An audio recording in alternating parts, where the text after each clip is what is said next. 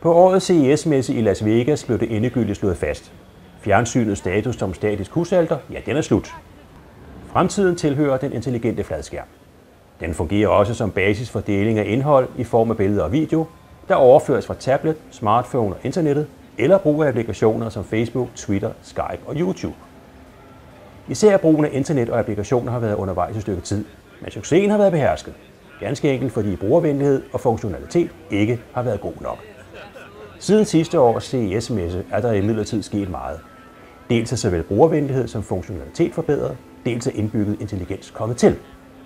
I år lancerede store producenter som Sony, Samsung og Panasonic fladskærme, hvor det er muligt at søge på indhold og sammensætte sin personlige programflade.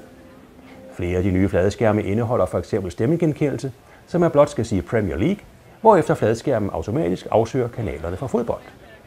Man kan også bede fladskærmen komme med forslag til lørdagsunderholdningen, baseret på indholdet af de programmer, man tidligere har set.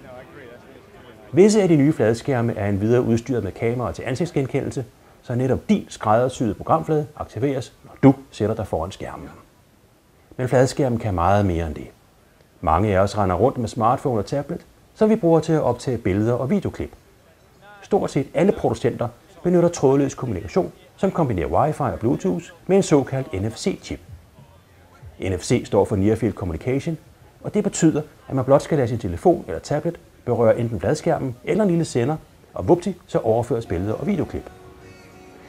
Det var imidlertid ikke kun funktionalitet og intelligens, der var i fokus på CES. Det var billedkvalitet og skærme i gigastørrelse, så sandelig også. Ganske vist er en fladskærm på 110 tommer, som f.eks. Samsungs nye monsterskærm, kun realistisk for de få. Men en undersøgelse foretaget af BFE, den danske brancheforening for forbrugerelektronik, viser dog, at en tredjedel af fladskærmene i de danske husstande er på 43 tommer eller derover. Fremtidens billedkvalitet hedder 4K. Da fladskærmene så dagens lys, lærte vi begrebet High Definition at kende. 4K betyder, at vi nu taler en billedopløsning, der er 4 gange højere.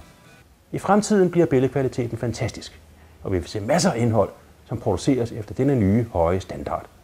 De første 4K Blu-ray-titler kommer til foråret, og til sommer starter Sony i USA distribution af 4K-film som video on demand.